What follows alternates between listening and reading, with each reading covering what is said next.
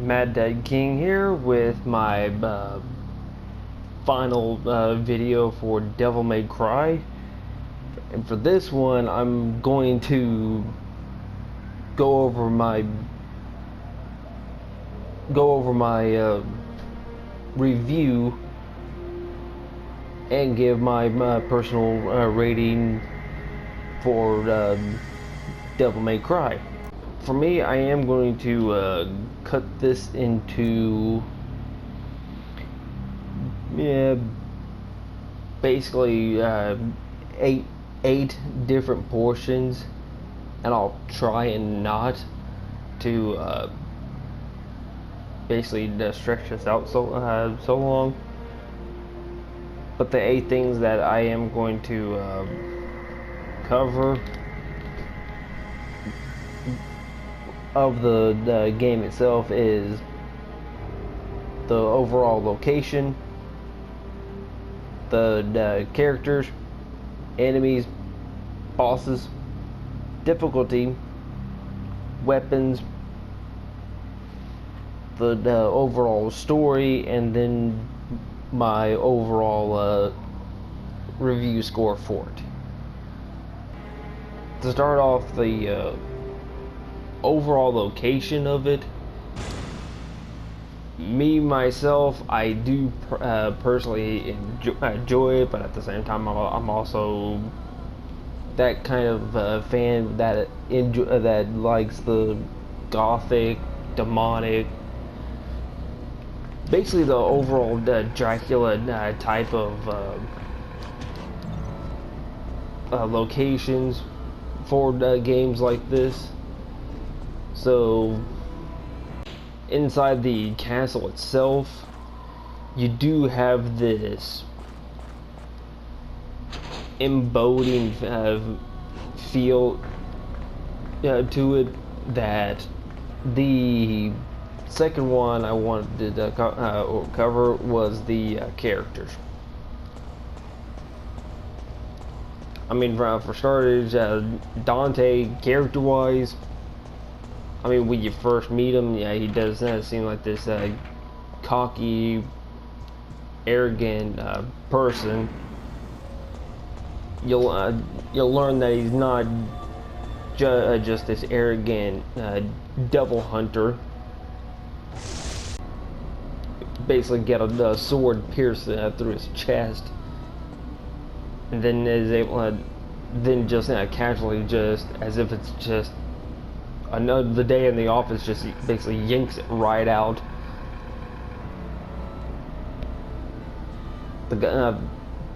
Basically, in that case, Dante is of course a complete badass. Then move it on to Trish.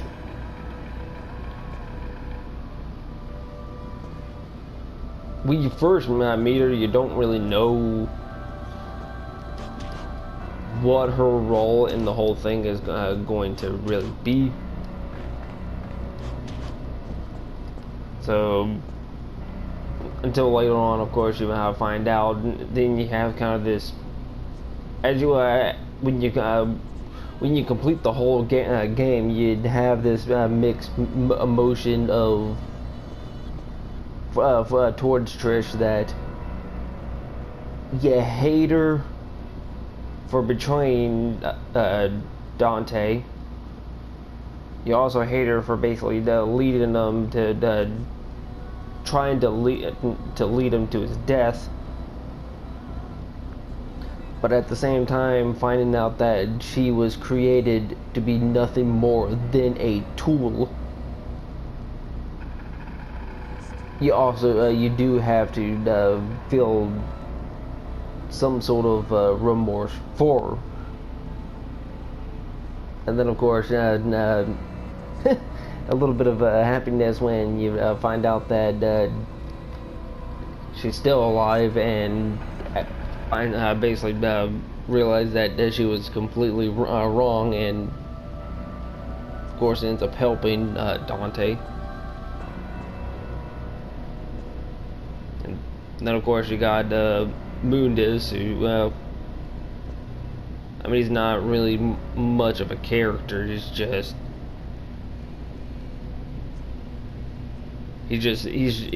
a villain that's there. He's there for world domination and nothing more. Number three, to cover number three is the overall enemies.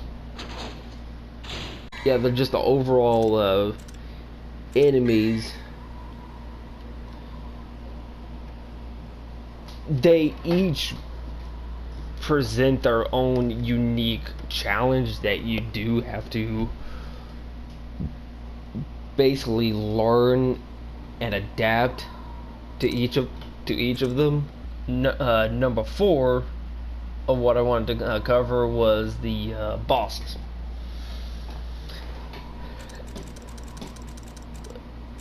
Well, to be perfectly honest, not really including Mundus, and I'll explain why I don't count Mundus in this here in just a moment. But I mean the fact that I quickly found out that the parts of his body that was hard prevented me from doing damage to him. So I basically had, I mean, well, in that case I will admit that I did cheat, and I had to learn that basically I had to jump and basically slice down onto his, basically the abdomen,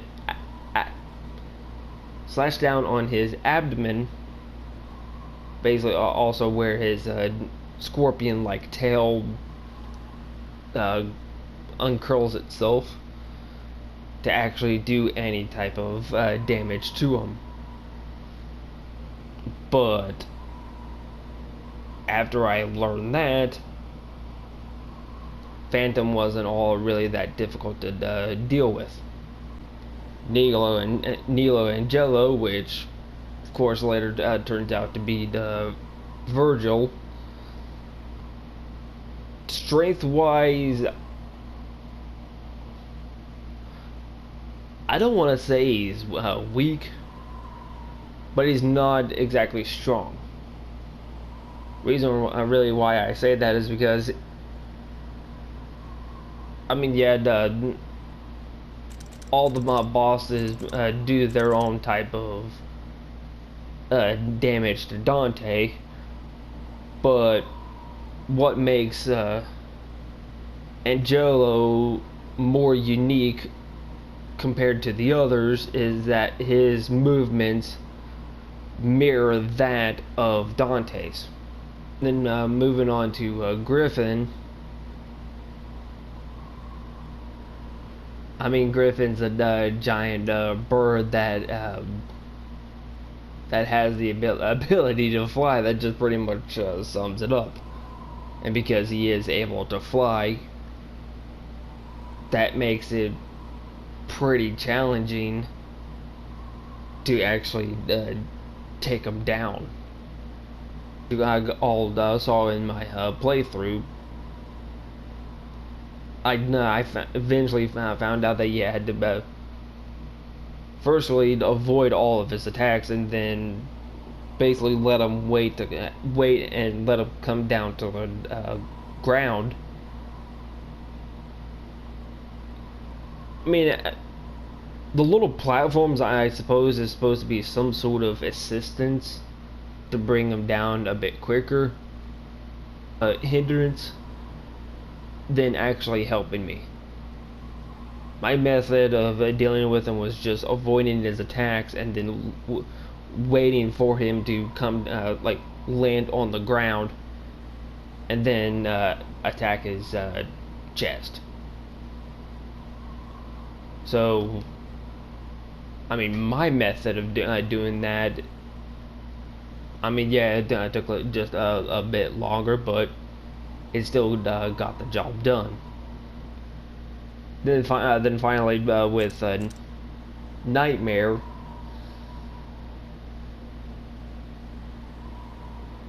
I mean, his name basically says it all. He was a nightmare to deal with. Nightmare, if I would have a hat, I would take it off to you, because, like I said, your name fucking says it all. And then finally, Mundus. I honestly was disappointed in the fight with them, because it only did. I mean, it took me basically 2 tries to actually figure out that, hey, the most amount of damage I can actually do to them is by unleashing that devil triggered on him. And then he even after I got him down to got him down onto the ground, he wasn't even really all that difficult. He still wasn't that difficult to deal with. I mean, at the same time, I was also playing on normal, so of course he wouldn't present that much of a challenge. But you still get what I mean. Was the weapons.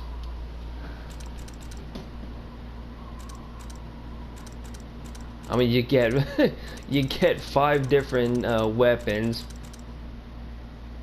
Originally, of course, ebony and ivory, Dante's signature weapon, pretty much. Then you get the shotgun, which, as you saw, I used quite a bit against the Sins to deal with them pretty quickly. Then you get the grenade launcher, which I use that quite a bit against against the blades.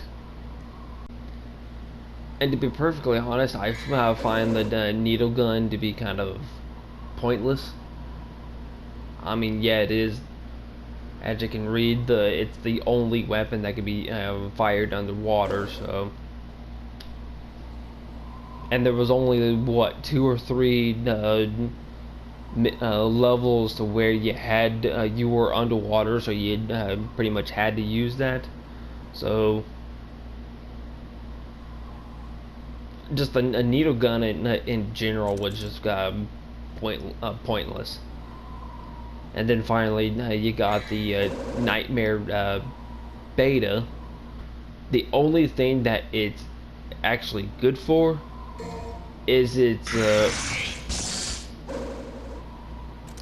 once I show you. Well, that wasn't very good. Hold on. Is this ricochet ability?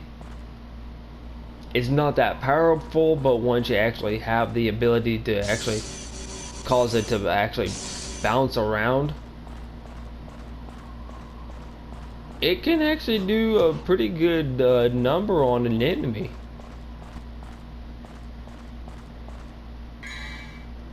And then of course, with the melee weapons, you got originally you got the Force Edge,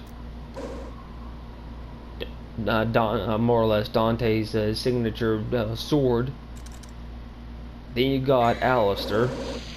Alistair gives Dante that extra, what seems like that little extra speed. Maybe it's just the lightning that gives that illusion, I don't know. Just for me, sometimes I found Dante was actually a bit quicker with Alistair. And then, of course, you got I keep wanting to call them Ifrit, but then you got Ifrit, which the only down part to it that I don't personally like is that it does slow Dante down, but he ends up gaining quite a bit of power.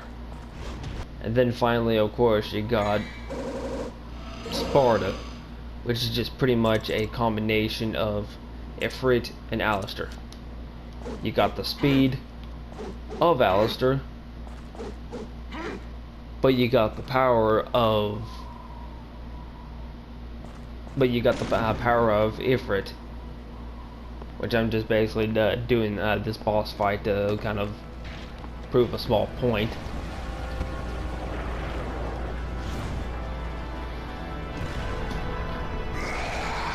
The next one I wanted, next one I wanted to cover was the difficulty.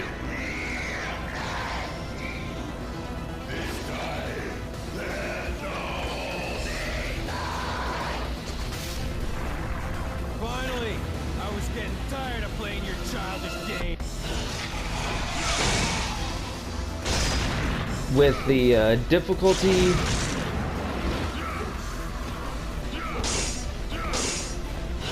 okay, hold on that. Okay, that was one thing I didn't really cover with the weapons. The biggest issue I had with Sparda was that once you actually had them, you could not activate the devil trigger,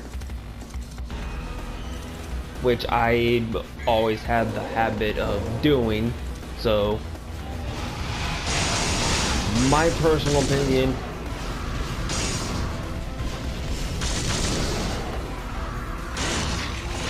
not being able to activate the devil trigger while you're using Sparda does make it a little more challenging, which does kind of go over to the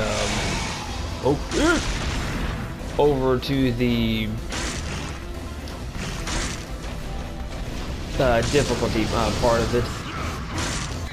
Okay, I'm sorry, but I'm just gonna stop fighting them for a brief moment because I can't fight and talk at the same time.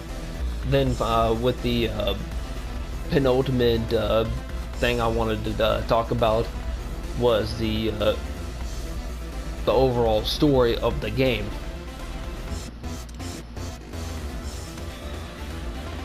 Which, story-wise, the whole thing is just pretty much kind of the typical Dante's seeking vengeance for the death of his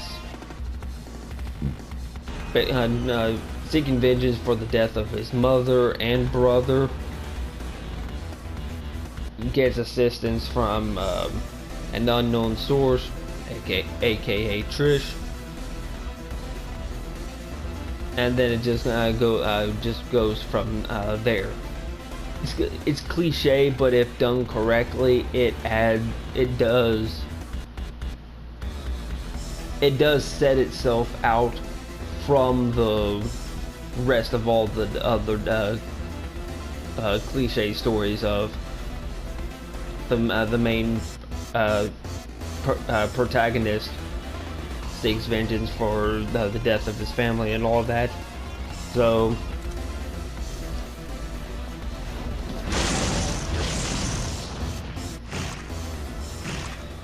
wow, that actually kind of backfired on me a little bit. My overall score for the game,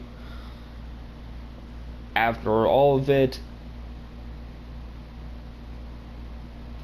there are minor things that I wish would have been different, but it was still a game that I did really enjoy, and I would highly advise anyone that has not played it to play it. And at some point I will do a playthrough video for a playthrough series for Devil May Cry 2, 3, 4, the PS3 DMC, and and finally Devil May Cry 5 for the PS4. I will do a playthrough for all of those. So my score for the for Devil May Cry itself is a 4.5 out of 5. Like I said, there was small things that did not give it a perfect 5 in my opinion, but that's my personal opinion. No one no one kill me in the comments or whatever, but I mean my mother always said it best. Opinions are like assholes. Everyone has one. One thing that I always like to add is that some stink more than others. So I mean, some of you guys may think that it's a perfect 5 out of 5. So that's your guys' opinion. I don't really care, but it's just my personal opinion. So yeah, that's my personal review for Devil May Cry, and it's, like I said, it was a really fun game to play. You liked what you saw here, or even just if you agree to my personal scoring of the game, hit the like button. And if you disagree, post it down in the comments and let me know what you think of the game, and I'll see you all on the other side.